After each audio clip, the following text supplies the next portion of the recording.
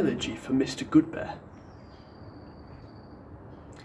Do you remember Mr. Goodbeare, the carpenter, God-fearing and bearded Mr. Goodbeare, who worked all day at his carpenter's tray? Do you remember Mr. Goodbeare?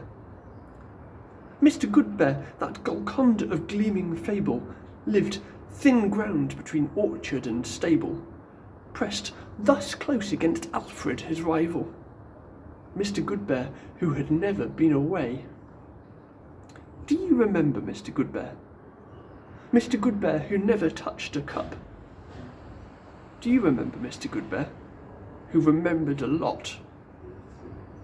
Mr. Goodbeare could remember when things were properly kept up. Mr. Goodbeare could remember the christening and the coming of age. Mr. Goodbeare could remember the entire and roasted ox. Mr. Goodbeare could remember when horses filled the stable and the port wine-coloured gentry rode after the tawny fox.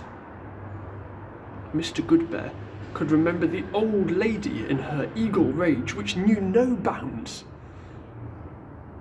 Mr. Goodbeare could remember when the escaped and hungering tiger flickered lithe and fierce through Foxton Wood, when old Sir Nigel took his red-tongued clamouring hounds and hunted it there and then, as a gentleman should.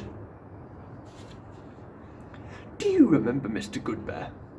Mr. Goodbeare who never forgot. Do you remember Mr. Goodbeare, that wrinkled and golden apricot? Dear, bearded, God-fearing Mr. Goodbeare, who remembering such a lot.